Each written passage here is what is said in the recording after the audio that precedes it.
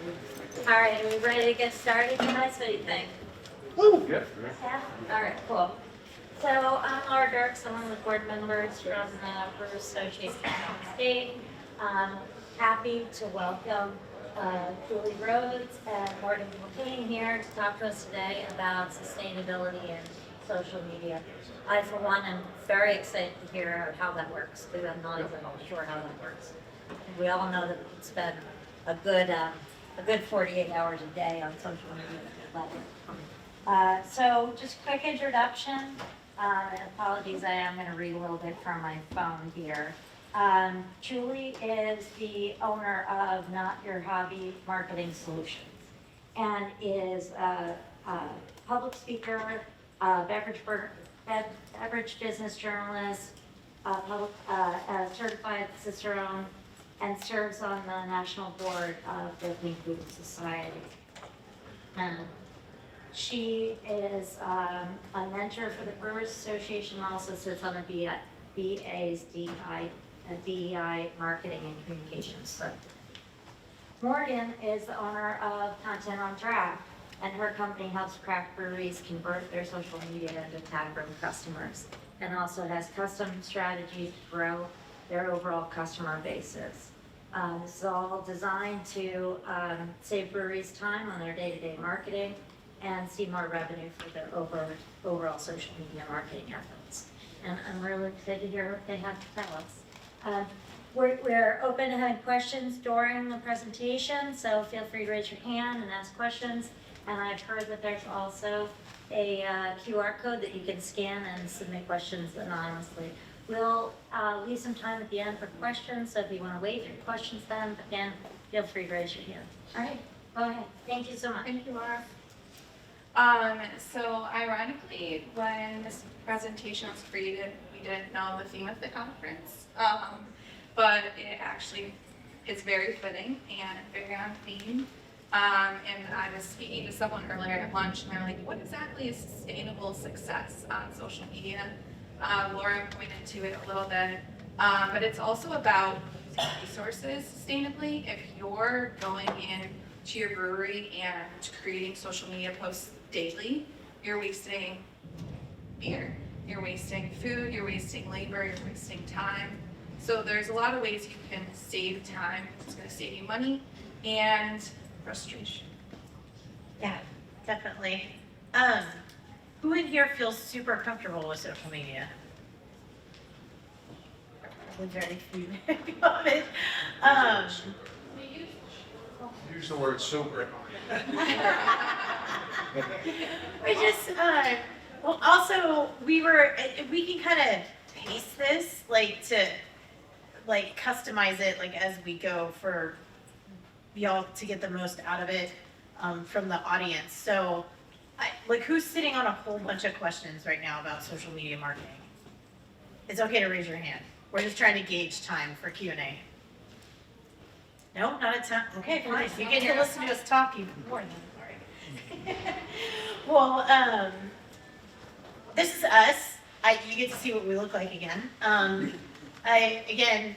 I'm Julie. I'm a glorified consultant. I help people with sales strategy and digital marketing strategy and distribution management. Morgan does more content creation than I do, whereas I teach people kind of how to DIY. She does as well, but she does a lot of creation and execution herself. So you're getting it from both sides of the coin this time, which would be nice to hear. All right, this is the infamous QR code that we talked about. This is a platform, very easy to use. It's called Slido.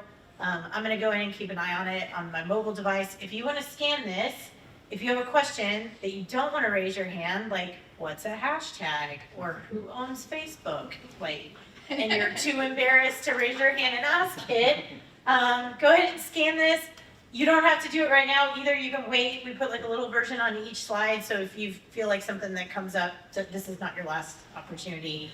Do not be afraid to ask any question at all. Both of us are trained in this. We have backgrounds in this. We've been doing it for a long time. It is not common knowledge. So feel free to just fire away. All right, this is kind of an outline of what we're going to cover. But again, I'll speak for Morgan when I say, if you have questions that fall outside of this, but just pertain to social media, feel free to lay it on us. We're happy to kind of riff at the end. But we are going to talk about first why you need a social media strategy. Not always obvious, but we're going to talk about why you need one. We're going to give you some best practices. I honestly hate that term, but it's the best way to say it. Best practices, like good things to do. We're going to talk about planning and scheduling techniques, different ways that you can do that. I'm going to talk about some software a little bit that can help you make that happen. We're going to dig into some growth tactics, different techniques that you can do, not to hack anything. Hacks are short term. We want you to grow for the long term. So we're going to give you some good techniques going forward for long-term growth. And then we're going to talk about tracking and testing a little bit for your content on different platforms and KPIs, key performance indicators like insights, metrics that you want to look at. All right. So as Julie said, first we're going to briefly talk about why social media matters, why having a strategy is important. We actually put together, Julie put together a copy of this, so you'll get that at the end if you want. But honestly, the first and foremost thing about why social media matters is more than half the world's population's on social media. That means chances are your brewery's audience is on social media. The average user is spending multiple hours per day on social media. It's one of the most popular ways to grow a business. It's very popular for breweries. But being active isn't enough. You need to stand out. And you want to keep engaging and growing your audience. And that's especially important as demographics change, as people's preferences change, as new places open and close. And what I'd say to people is, if you travel somewhere new, do you look that place up online? And a lot of people don't even go to the website anymore. They're stopping at your social media. First impressions are everywhere. So you want to get people interested and engaged. In some of the sessions, we've been talking about telling your story. And I've noticed breweries do a great job in person, but that doesn't always translate to social media. So that's a huge opportunity. And people are looking to make connections on social media. So you want to inform your customers, and you also want to build connections and engage them. And the short-term benefits are obvious, sales, but the long-term benefits are brand loyalty, those customers for life, those people that keep coming back, those people that share your brewery with other people. It's not a substitute for a website. That's not what. But they're both important. They both have. No, they both have purposes, yeah, but a lot of time, well, I think it also depends on what age you're talking about. Like, I'm a Gen Xer, right? So I have different habits. Like, I go straight to Google and I like Google things and find people that way. My kids, who are not legal drinking age yet, but they probably should be at this point. You have parents that are in the industry and you just kind of like passes on, but they'll go straight to Instagram and use like a hashtag search to find someone. So different strokes for different folks, but knowing like your different like age groups and how they find you. There's more younger folks than there are older folks drinking beer now, so lean towards social media. All right, best practices. Again, we could talk about this for like 2 days, like worth of best practices. We're gonna give you like a little snippet, just in our time frame for today. I'm gonna talk a little bit about brand voice. What that means is like the impression that somebody gets from your brand in the way that you talk about it online. So like, do you not take yourself all that seriously? Like, are you sort of funny with your brewery and like, you know, you should have like a funny voice online or like crack jokes, appropriate jokes. But like, you know, for a place that, you know, a brand that's a little bit more formal, you might use more formal language, things like that. We're going to talk about tips for your visuals. Morgan's going to talk mostly about that, honestly, about like what constitutes like your media, photo versus video, like what you're showing people online. And then we'll get to some don'ts for your social media feeds, which should be fun. First, I'm going to talk about consistency just by itself. So when I say consistency, it doesn't matter, like, people ask me this all the time, and I know, Morgan, you get asked, like, what's the best time to post? What's the best day to post? What's the best time to post? How many times do I post a week? Literally, I just came off, by the way, just because I'm trained in this doesn't mean I know everything. I go to a huge social media conference that costs me a lot of money every year just to get updated on everything. Because even though I have a BA in marketing and I've been doing this for a long time, this stuff changes at lightning speed. And neither one of us expect any of you to like keep up with that because that is not your full-time gig. And raise your hand if you're doing DIY marketing. You don't have a dedicated marketing person. That's what I thought. Yeah, you don't have time for that shit. You don't. Like, you don't have time to go to conferences. You don't have time to like optimize and all that kind of stuff.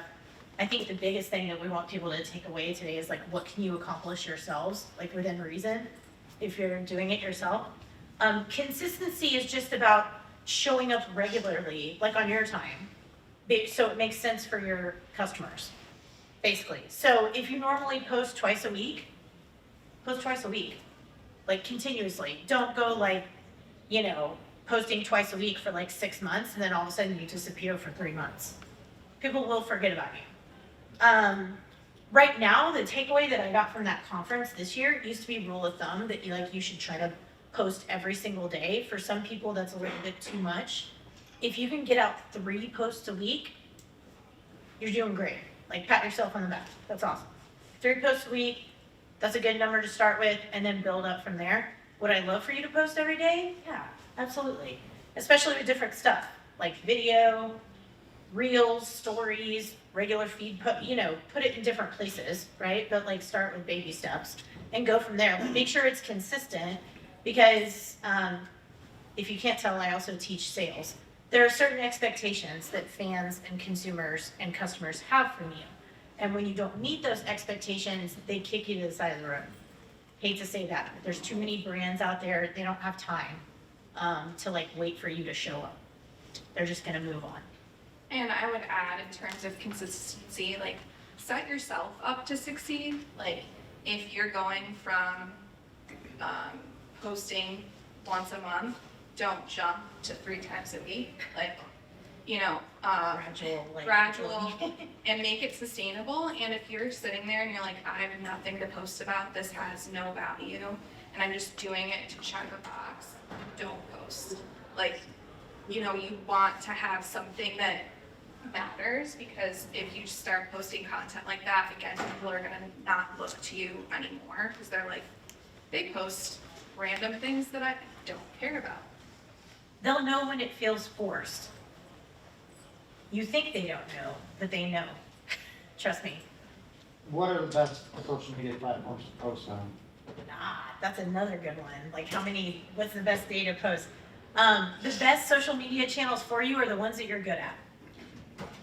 You don't have to be on all of them. I would say a good starting point is Facebook and Instagram.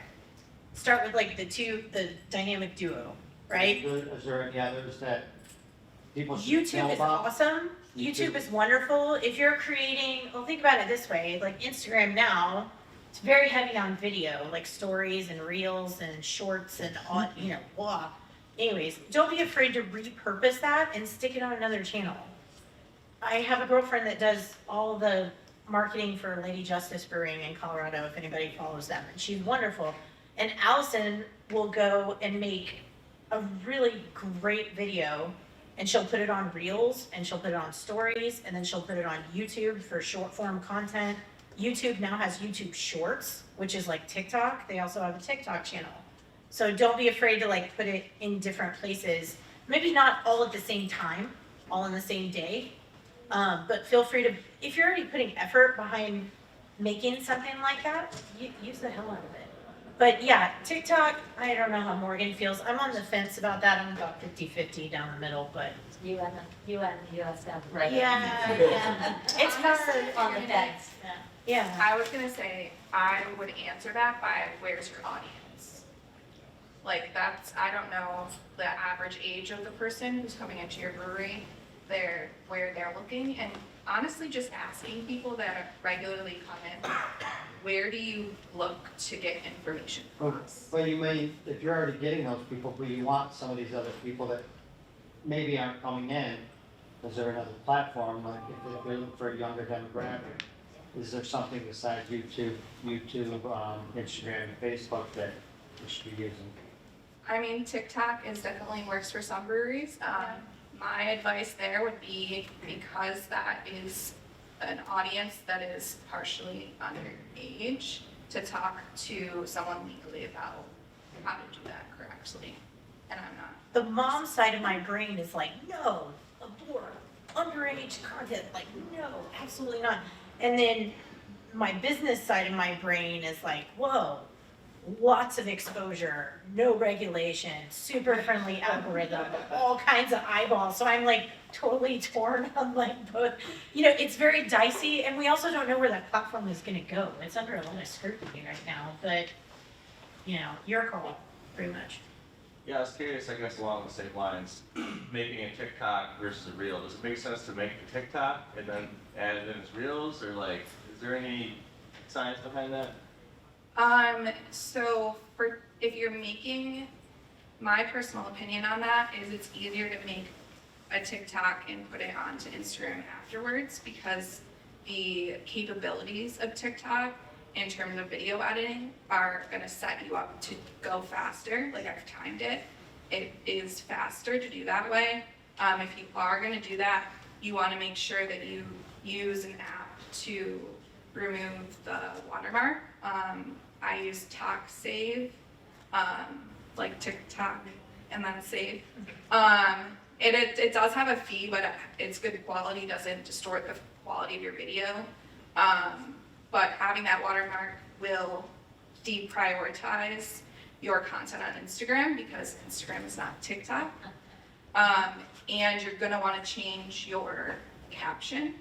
You're gonna wanna change the time that you're posting to match best practices for that platform. For example, TikTok has a character limit for some brands.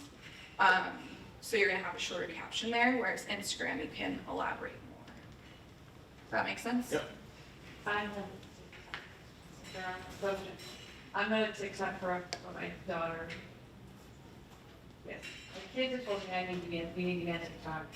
And they need to like watch us fill glasses of beer, watch the grains go into the grooves, you know, any piece of it, that people would love that. I'm like, that's great, but I don't understand how TikTok would even bring the audience in, because it's very, how would our video get in front of the people around us? That is something we're gonna talk about community building, yeah. We're gonna get to that. That's where we Yeah. go. If you can watch from your Sure. chair, it's great, that does mean we're good here. That's actually, I hope Megan feels the same way. I'm glad that you brought that up. That is the correct way to use TikTok for alcohol, is usage and processes, not like advertisement. You know what I mean? Not like, here it is, buy it. That would be the incorrect way to use TikTok, with an exception of if you buy paid advertising, that's okay to say like, here's my product, buy it. But what we're seeing is a lot of like, people wanna see like usage, like education, entertainment, like it's not so much blatant, just like brand explosion, if that makes sense. And my question to you would be, if you're already on Instagram, I'm guessing, Yeah. are you creating reels? No. Start there. If you're already, like, I know that sounds like it contradicts, but if you're on a platform and you're already comfortable with that platform and you're not ready to do both, then I would start where you're comfortable and get a sense there, because you're also gonna see return quicker because you already have an established audience. So then when you're ready, you can switch and do them Now together. we have a Facebook and Instagram all for the brewery, but I don't have that for TikTok. Although I did discover I can open up a second, I just made a figure that out. We can open a second, would that be beneficial, or is that more brand awareness, or do it more on my personal? Does You that mean make your sense? own personal TikTok? Is it an opinion? I have my own circle. Be better for brand, Yes. even though we want to be fair. Correct. Okay. I would suggest, a lot of people find it's very hard to separate business and personal when Okay. you're like way deep into it. So you might as well just start separate from the beginning. And then also, before I forget, the question about the channels, and I'm sorry that I don't know your name, he has his head down. But I was gonna tell you, I'm sorry that I'm pointing, I feel very weird doing that. I was gonna say, like, to play into what Morgan was talking about, knowing where your audience is. So who's selling in wholesale? Like to LinkedIn, great for connecting with retailers. So chain buyers, national accounts, stuff like that. But it's not consumer facing, not really. So it kind of like that kind of stuff. Although I can't really think of any other, there's some smaller networks around that have snuck in, but I don't think it's worth spending it. Like if you're already struggling to keep up, with Facebook, Instagram, all this other stuff, I can't think of anyone that would have like a good ROI to even be worth mentioning. TikTok LinkedIn for professional stuff. There's a new one called Alignable. I don't know if anybody is on that, that I keep getting pinged about. I haven't really done a whole lot of, but it's more for LinkedIn. It's like professional connections. So I have seen a lot of breweries pop up on there. It looks exactly like things. It's just purple instead of. And it's not a separate platform, but I do consider it a different, to me, it's almost a different platform. It's stories, since it's a different type of content. Stories are gonna disappear in 24 hours. You don't wanna spend a lot of time there, but you can get a lot of engagement and interaction there.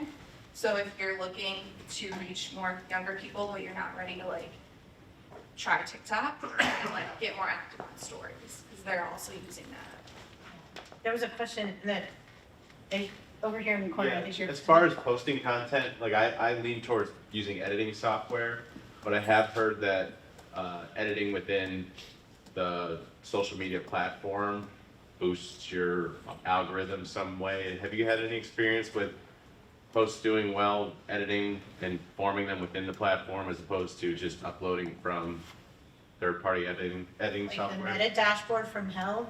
What? You do stuff in the No, the meta dashboard is my nemesis, by the way. No, I'm saying I like to use like a Premiere editing software, but I've heard that you can limit your posts if you're not editing within Instagram or TikTok. But you I haven't. believe that's an urban myth. Okay. I don't know if Morgan agrees, but I would agree. Okay. I would also encourage you to test it. Mhm. So it's gonna, I don't know, this is weird for me to say because I'm picturing myself posting these two things and they look the same to me and your audience, but if you can do some testing and you post the same exact photo, same exact caption, and you try that and Yeah. see if it really makes a difference, that would be really the best way to determine that.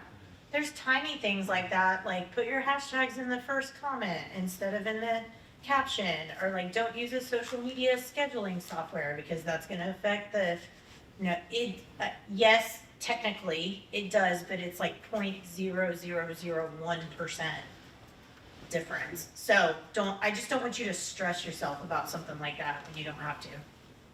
I do disagree about the hashtags. See, you have different ways of doing things, different ways. Because I got that question so many times and I have tested it, it is better to put them in the caption because that's when the post goes into that algorithm. And I remember this because I wanted to be right, that it could be in the first comment, and my co-founder wanted to say it was in the caption, and we did competitive research to figure this out. And definitely figured out that it is better to put them in ahead of time.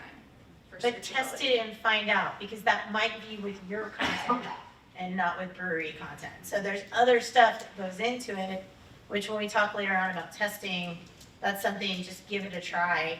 I found with mine that I used to put them in my first comment and I didn't see any difference at all, and then I would put it in the caption, I didn't see any difference at all. So there's a lot of other things, unless you work for Facebook or work for one of these networks, you don't know the fanciness behind the algorithm. But there are ways, like we're gonna talk about ways that you can complement them so that it works for you instead of like trying to like hack the hell out of them. In past years, when we've done seminars about social media, they've said to not use the same content on the different platforms, that, you know, people just don't respond as well when you do that. But it seems like you're saying it's okay. In my experience, is people really only focus on one form of social media anyway. Do you feel that that's true, or? So I would agree that not using the same exact content, you're repurposing it. Like, I wouldn't post an identical Instagram post onto Facebook. Like, I would change the caption. On Instagram, I might share a carousel because those have been shown to be more engaging, so multiple photos. Whereas Facebook, I might get a really nice, like, focus photo, and I think that that's gonna be shared more that way. So it's not the same, but it's not starting from scratch. My thing is how much time you have. Like, do you have time to create different content? That's kind of where I like to get people started, because I feel like social media feels so overwhelming to some people. It's like, where do I even get started?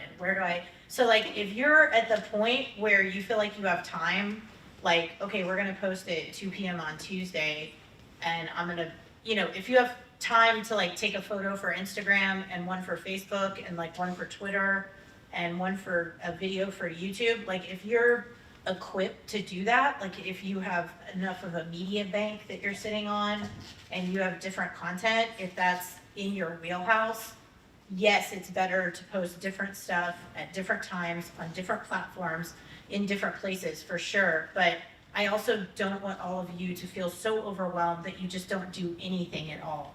So I would rather you post the same content like in a few different places rather than like just not do anything at all because you feel like you have to do 4 different things. Does that make sense? So it just kind of depends on where you're starting from, I guess, or what your capacities are in-house. So I guess one of the questions I had, having been in a band and having to post like that for branding, one of the things that were recommended, and I guess I'm asking because you were saying how like lightning fast everything shifts. One of the key things that we had picked up was sometimes like your community wants to like know more about the personal aspects. So how much would you dive into that as like from a business perspective, and trying to get the community? Because it seems like everyone's always on social media to see what's going on in other people's lives. And the purpose of that was to avoid the same exact photo week after week, you know, like, oh, you took a picture of a beer and now another week later you're just posting a different beer. So just to change things up, I think they were saying people were more into like, oh, what do you do? What inspires you to get into this? What is it? Sure. Do you want him to wait until we get to the, we totally have that in No, there. it's a great question. It is great Okay. questions. I mean, I could wait on the answer if you want to No, go through. I'll just go for it. In my experience, creating a personal connection, featuring a person, featuring a story on social media is really powerful. I wouldn't do it every single day. Like, I'm a big proponent of alternating the type of content you share. So if you're featuring a staff member on Monday, but then the next day you're talking about a beer special, honestly, posting about that staff member before the beer special can help the beer special, because people connect with people. I had a brewery tell me they didn't want,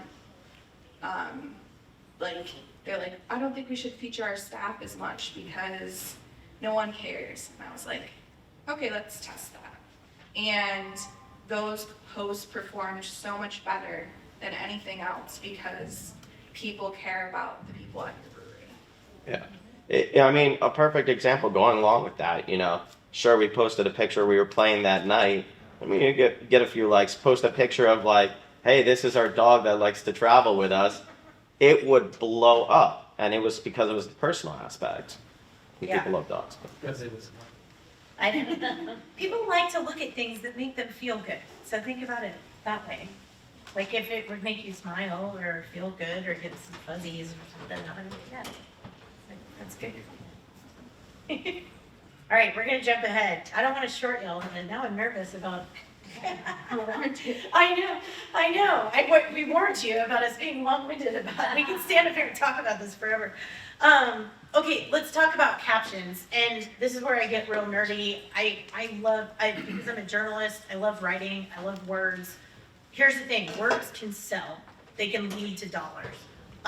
If you do any, if you want to go further with your training or get better at social media marketing, yes, get better at your media, right? And Morgan's going to talk about that, but I also want you to get better with your words. That requires copywriting skills. I know that sounds very fancy for a social media caption, but that is what it is. It's sales copywriting. We're in the business of selling things. You need to talk about selling things. Here's the thing, is that you can't just assault people with, buy this now. Like the crazy mattress person that you see on TV, right? Like that's very, abrasive. You want to build a community. You want to build relationships with people. And the way that you have to do that, just like in regular sales, is that you start off small. And don't take this the wrong way, but the way that I teach it to folks is date your customers, like date your fans. There's like a first date, right? And like small talk and like something easy facts about your brand, easy facts about your origin story, where you're from, who's part of your team, stuff like that. Like, how's the weather? Like, small talk. And then you work your way up to asking for the sale, which is click here to buy the newest release. Click here to purchase merchandise online. Click here to, or go to this page to learn more about our anniversary party. Things like that. So there's different ways that you can sell. It might not be saying buy this. Sometimes it is, because sometimes you do want to say that. But sometimes it might be as small as like, sign up for our email list, or like us on another platform, or go to this landing page. So a call to action can be a form of sales copywriting, whether you realize it or not. And the other thing I would tell you, if anybody wants to, now, I'm going to give you a recommendation for a book. Please take this with a grain of salt. Does anyone know who Gary Vaynerchuk is? Yes. Gary V? Yeah, he's a little, yeah, he's like out there. But he has a really great book called Jab, Jab, Jab, Right Hook. And it's about permission marketing. I mean, really, that's what it is. And permission marketing is when you stand up and say, oh, I'm interested in that. I liked your page. I want to hear more. I follow you. I want to hear more. I signed up for your email. I want to hear more from you. And the cadence of that makes people feel good and not icky about sales is that you give, and then ask. It's like, I think he calls it the rule of 3 or something, even though that's 4 things. I don't know. But, but it's a way of like giving like brand value. Like I'm gonna educate you about something, and then I'm gonna inspire you with something, and then, oh, there's my security software, sorry. And then I'm gonna like teach you something, and then I'm gonna ask you to buy something. Because that doesn't feel as icky, right? Like, anyways, it's a good book.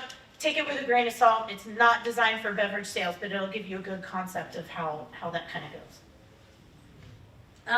Let's see. I'll talk about call to action and hashtags later. Okay. So, go ahead. All right, visuals. So if you were in the other marketing session the first day, Glenn did a great job of talking about how important visuals are, and I absolutely agree. And I also want to encourage people to, if you don't have a professional photographer, professional camera, you can do a lot with an iPhone if you understand the basic principles of having good lighting. Natural lighting is always best. I use a really cheap selfie light from Amazon that just like fits in my pocket for any of those terrible lighting situations. You have a focus, you have a subject, good composition, it appeals to the senses. If a beer doesn't look like I want to drink it, I'm not going to post it. And Julie will get into more of the don'ts as requested. And also just, do people understand what's happening in the photo? Like, does it make sense to the consumer? Like, you might think it's really cool, but does the consumer care? Are they interested? And that's obviously going to depend on your audience and their level of education. But another thing that is really important that I don't see people do a lot is putting local ingredients front and center. There was an entire session about 100% New York State local ingredients. And I wonder, are those places showcasing that in their marketing? Are they telling that story with their posts? And I'm not just talking about having some grain and like hops with a beer, like talking about that impact, what it means, like what it means to your family farm. It kind of goes back to what you said about the personal connection, like getting your staff to speak to that, getting like someone who you work with, the hop farmer, like showing that impact on social media with your visuals. You can tell that story in photos, you can tell it in a blog, you can tell it in a video. I would say if you're not telling it, figure out where you're comfortable and start there, and then repurpose it. So you don't have to do everything separately. Like, you can take photos and showcase that, and then use some of the quotes for a blog. You can reuse those quotes in your newsletter. Not creating identical content, but repurposing it. And then do your research. See what your audience is responding to. It's going to depend a lot on your the average age of your audience. Like Julie mentioned, video is really popular with the younger generation, but older generation might just prefer that you give them a graphic, or you give them a list of things, or they can read your newsletter. So figure out like what people are engaging with and do more of that. And video, I'll talk kind of briefly on, because I know we're running low on time. But it comes down to, if you're not sharing video content, you're limiting your reach. Video is getting more organic share. It's shared, I'll get this right, I believe 5 times more than images. People spend more time interacting with it. And it's not an algorithm hack, it's just understanding how the algorithm works. If someone spends time on your content, the algorithm rewards you. So it shows it to more people. So that might not be video for you, but if it is, that's where you should invest your time. And they don't have to be professionally edited videos. I would say high quality in terms of like, can I see what's going on? Like shaking. Yeah. And is there good lighting? Are you adding text? Are you making it accessible to everyone? That's huge. Are you telling people a story? Are you telling people something they want to interact with? I say focus on short form video first. That's going to be Reels. Those are micro videos. They're quick, trending. Songs and sounds are really important there. Using text that appears and disappears is important. Stories are great for interactiveness and discoverability, but limit your time spent because it disappears. And I am speaking on video content for an hour at CPC, so I won't say anything more there. But if you have any video questions, it's something that I really enjoy doing and talking about. So.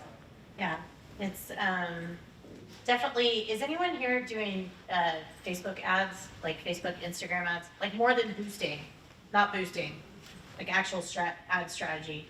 Okay, so I don't, the key to success with that could be like a whole nother Very conference successful. seminar. It's Yeah. expensive. It's expensive, but honestly, it's the best bang for your buck when it comes to small business advertising. Do I like giving my money to Zuckerberg? Absolutely not, but you know, it is the best like use of your funds. It's really good ROI.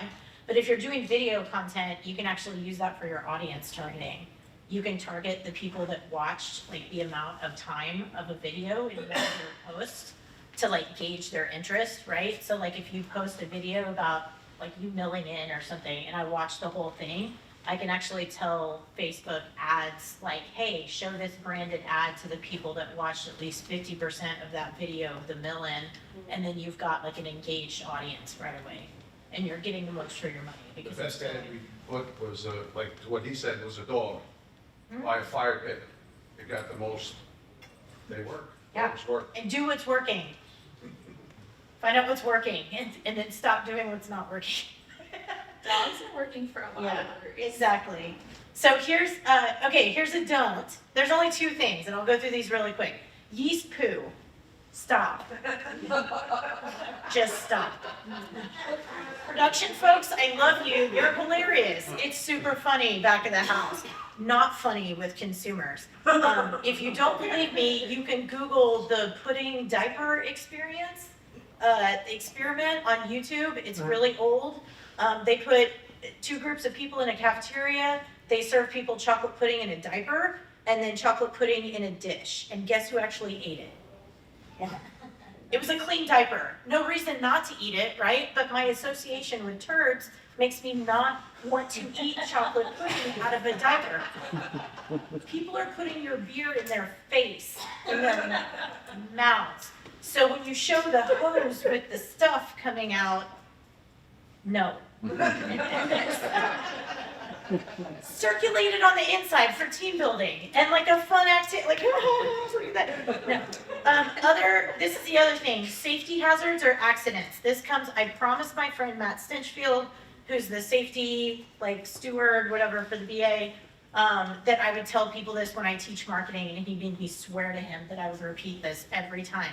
Stop glorifying boilovers, getting sprayed in the face, getting knocked over on a ladder, falling off stairs, things happening that OSHA would have a heart attack about. Stop showing that on social media, please. It might be funny to people that don't know any better. To federal regulators, is not funny at all. So that's my serious note. I should have done that first before the other one. Anyways, that was kind of a Debbie Downer, but anyways, go ahead.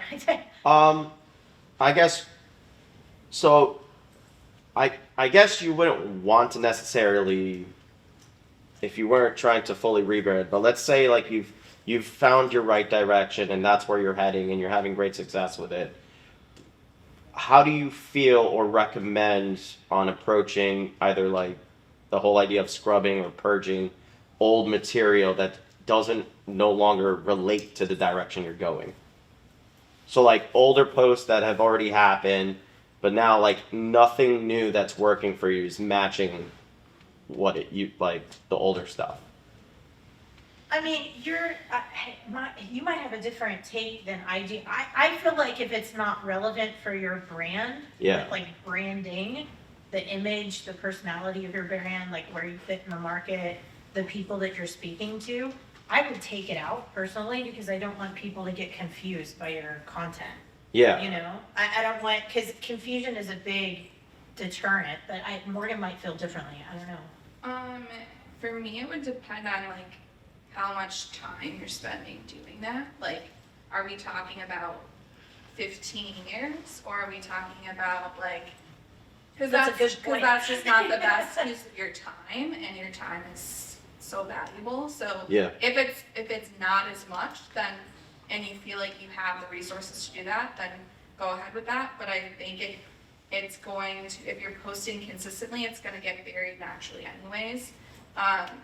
The only exception I would say there is if there's stuff that's like inaccurate or out of date or misleading, because you don't want people looking at that and thinking it's like still relevant. Like I see a lot of breweries that will have like highlights on their Instagram feed and it says they're still closed for COVID.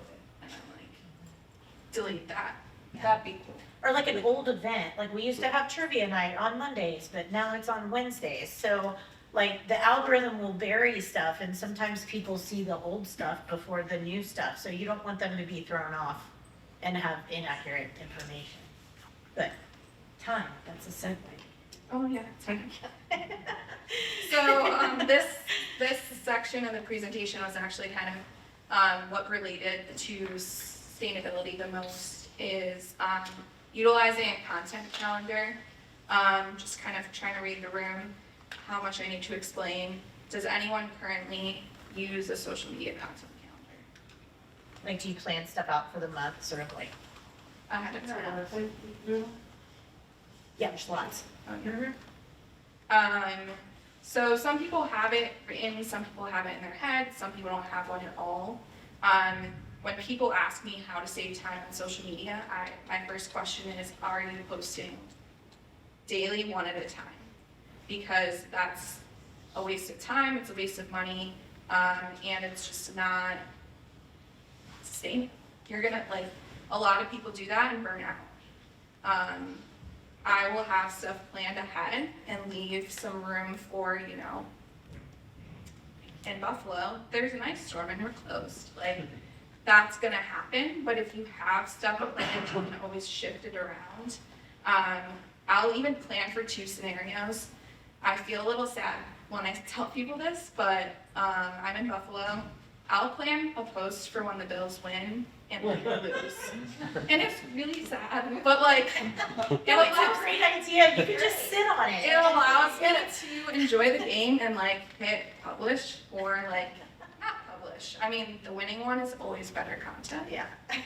But like whatever that might be, like if you're thinking about closing, you don't know, planning ahead, writing that post so you don't have to like write it that minute, it's gonna take you less time.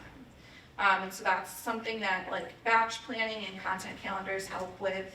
And it's the first place I look for inspiration. I follow kind of a schedule that varies with holidays and stuff, but a lot of the time it's, you know, on Mondays, posting about new releases. Tuesdays is a feature on person. Wednesdays relates to the blog, and like cycling through that is a huge time saver. So it takes time up front, but it saves you so much time. And it's a great activity for your down season. If you're looking for things to do, people are interested in your brewery coming together, talking about that. Next one is batch. Oh, Yeah. you're okay. So my thing is batch planning is more sustainable. It's less beer, less food, less waste, less labor.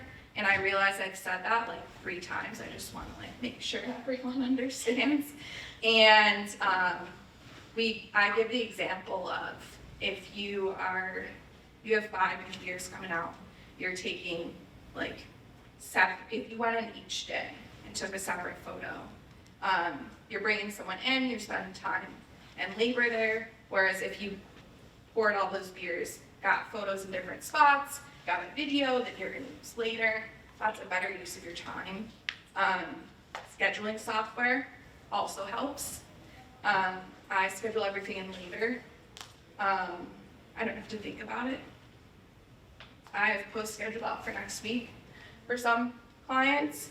And it's a great way to allow people to go on vacation and your social media doesn't stop. So Julie's gonna talk a little bit about. A tiny bit. I'll give you the drive-through version. Okay, this is, at the end of our presentation, there's another QR code. It'll go straight to a Google Drive folder that we've shared with all of you, so your slide deck. And I've included some templates for people. So this is just a very rough, this is just a Google sheet, like very rudimentary, like content planning calendar tool that you can rip from me and do whatever you want to with it. I'll talk very quickly about social media scheduling software as well. Also, if there's I'm gonna speak for Morgan with this because both of us are gonna be here all day. If we run out of time and y'all still have questions, come find us upstairs during the break.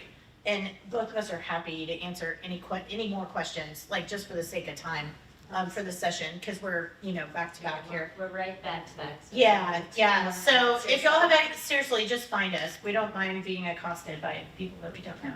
So, I know, but this, you can color code it for the channel that it's coming on, whether it's email, Facebook, Instagram, whatever it is, right? Whatever your flavor of doing this is. But each day just has like an idea. Like it doesn't have to be the full post, but just get an idea of like what's gonna go on with your content. You were asking about websites with content calendars.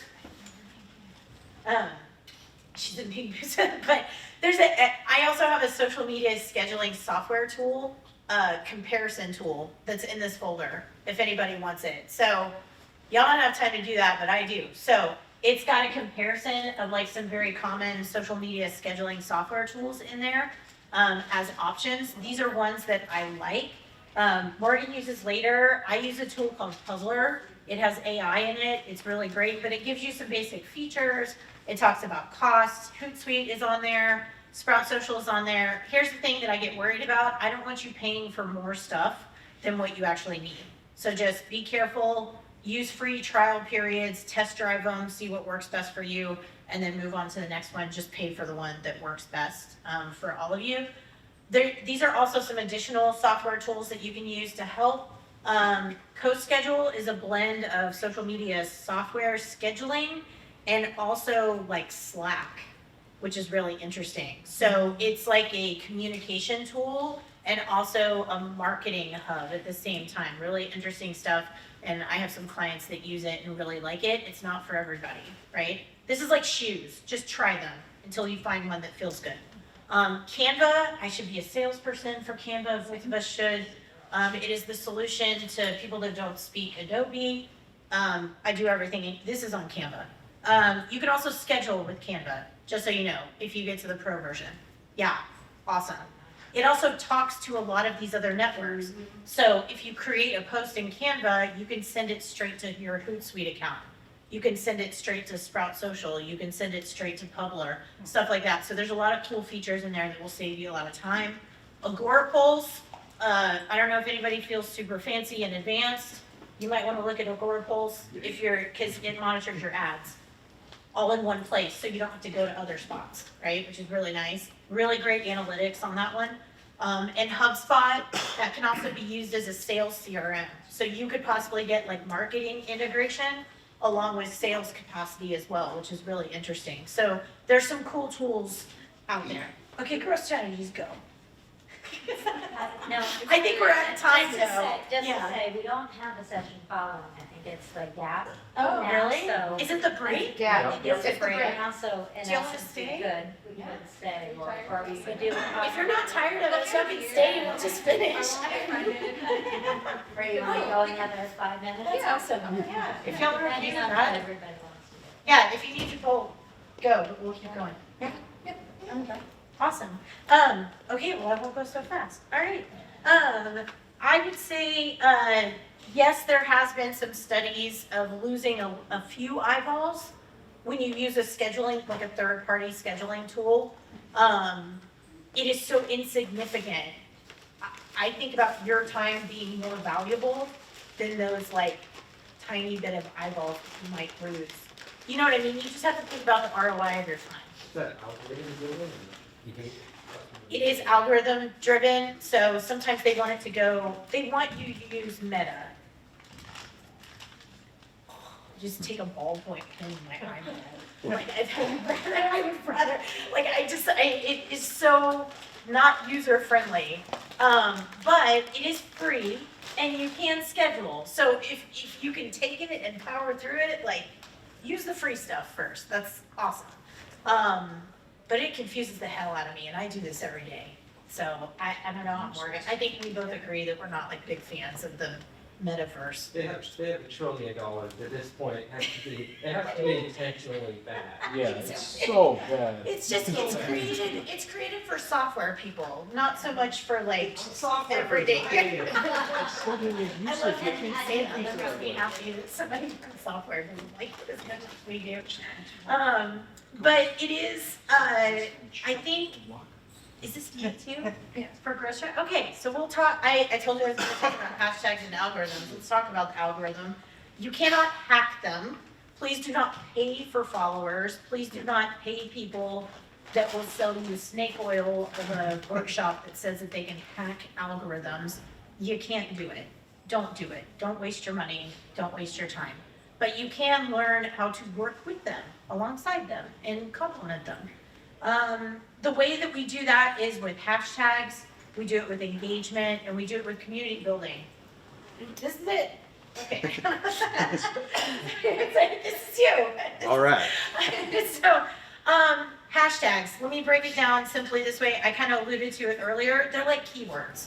So if you were to go on Google and search for New York craft beer, it works the same way in the social media verse with hashtags. You would just put hashtag New York craft beer, and it's gonna pull up all the things in the social verse that have to do with that. So you want to use hashtags like you do with like SEO. Is anybody doing SEO with their website or kind of getting into it? So like how you sort of embed keywords that are relevant to your brand, relevant to beer, things that people would Google that is most likely associated with your business to help them find you. You can do that with your hashtags. Here's a quick and dirty way to do this. There's also a rule of 3 with hashtags. You don't have to use all of them. I think Instagram you can have 30 now. That's a lot. It's a lot. It feels very heavy to me, but think of it in groups of 3. So let's just say you decide to use all 30, right? So you got 10, 10, and 10, divided in 3. What you're gonna do is pick, the first 10 should be super broad.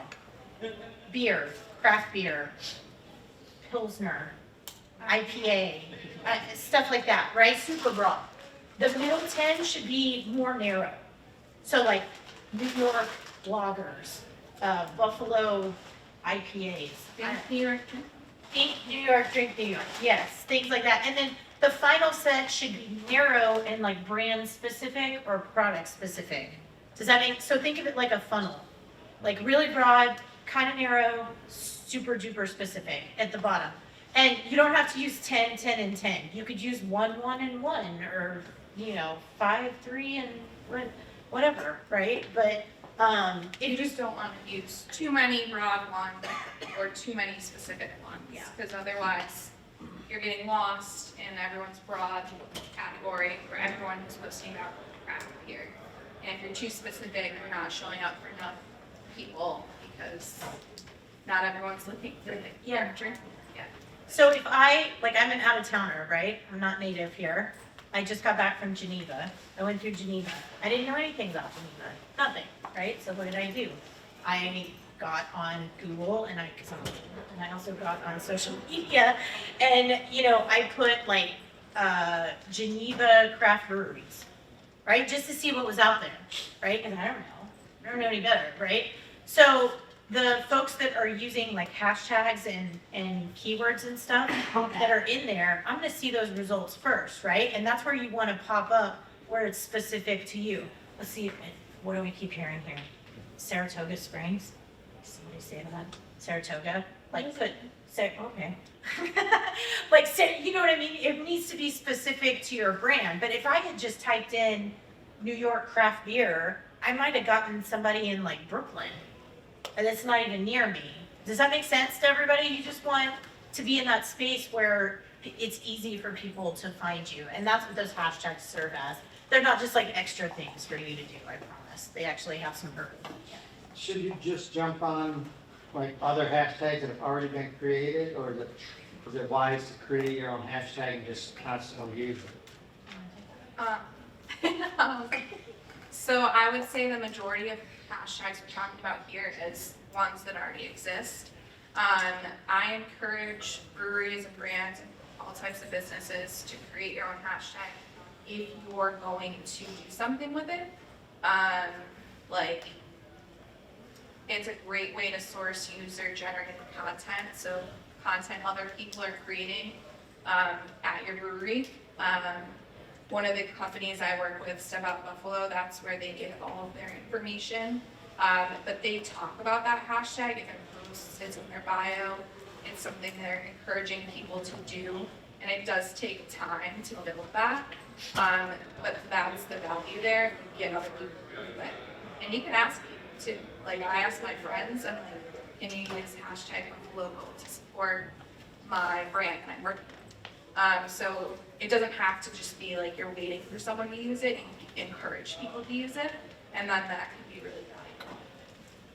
Yeah, and if you're, you know, the big folks, they can just create whatever they want to and it like catches on immediately. It takes a little bit more time for us like smaller folks to sort of have that catch on, but it's not a bad thing at all, especially like if you were to launch like a variety pack that you think you're gonna keep around for a while, like name it in the hashtag, or a new flagship beer or something, like that's something that's gonna hang around for a while. I think that's great. And like, a good example for that is the whale community beers. That has its own hashtag, we'll use it, not in a flow, because that's a very iconic beer. So it definitely can work. And the thing about algorithms as well is really based on engagement, and that is like deeply rooted in community. And when we say community, we mean like your fan base, like your digital fan base, right? So, and it also could mean people within close proximity of your brewery or your business, right? So, there is a very heavy trend right now. It's been around for a while, but I think it's just more prominent now. Why do you think influencers are such like a big buzzword right now? It's supposed to be real people engaging with your brand in like a real everyday way. Now, all of us on the inside know that sometimes that's forced, but a lot of consumers look at it as like, oh, that person looks like me and they're drinking XYZ beer. So maybe I would like that because that person seems to be similar to me. That's the whole rub of an influencer, is just to have somebody that looks like or sounds like or does things in a way that relates to people in your fan base so that it makes them feel more seen, so that they have like a connection. There's a common thread, right? So when we say community building, it is also like cultivating people to engage with your content. Facebook does not care about your cat video.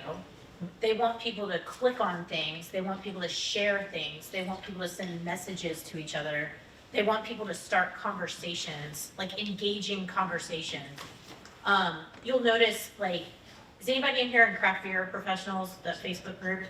Really big, right? And you see the stuff that like will show up on like the tops of the feeds, or the ones that have like 120 plus comments and there's like threads. Who cares if they're good or bad? But there's people that are interacting. And there's a reason that it scrolls to the top, because it's getting the most engagement. So the goal of your content creation is to always create something engaging that makes people stop. They stop their scrolls. It entertains them. It makes them laugh. It makes them put like a ha-ha face on there. Or, you know what I mean? It makes them tag a friend. Like, oh gosh, my friend would love this, right?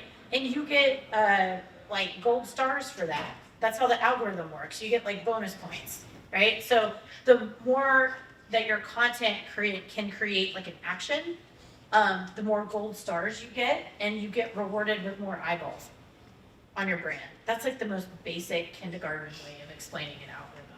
That's terrible. I think the engagement thing might be a good spot to stop and to wrap up. I think you said at the end you have a slide for where people can get some more information, and then anybody wants to ask any more questions. Sure. I would say with engagement too, think about it in a sense of like how you would greet people in the tap room. You wouldn't just like be like, buy my beer. Like that doesn't like encourage people to respond. You know, you're gonna start a conversation, ask them questions. I tell people, because you can go down an engagement rabbit hole, to block 15 minutes a day, like set it on a timer. That works for me because then I have to move on, or put it in between two activities so you actually have to move on. But 15 minutes a day can make a difference, and when I say a day, if you're off on a certain day, not that day. Yeah. We'll leave people with these so they can walk out with something actionable, and then we'll give you the slide deck here. I'll let Morgan run through the top 30 super quick. And then Sure. So save this list. Don't try to do it all at once. And as soon as you can be like optimized and efficient with your content, you're really gonna see results. Do a little at a time. We talked about that in the beginning. You don't have to post every day.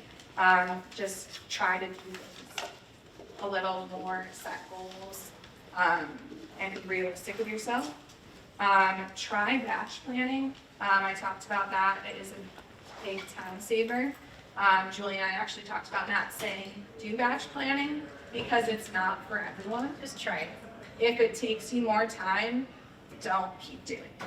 If it saves you time, then do it and you'll be very thankful for it later. And for me, it's really important with batch planning is to separate tasks. So I'll edit videos in one block and I'll write captions at a different time. If you're trying to do it all, you're jumping around in your brain and your brain's getting confused, like, because you're trying to write and then you're trying to edit, you're trying to take photos. So if you can even just separate the tasks and dedicate time like that, it will be more efficient, more sustainable, and create a content calendar. Whether that's like what Julie suggested with a template, or you use some sort of software, or it's really casual and you're writing it in a notebook, like whatever works for you. And just rotate through those themes because that can help with the creative flow. Definitely. Give a test drive to a scheduling method, whether that's with software or with something free, like natively through Meta or something like that. Just, again, we're not telling you to do it. Just give it a try and see if it's a good fit and feels good or doesn't feel bad.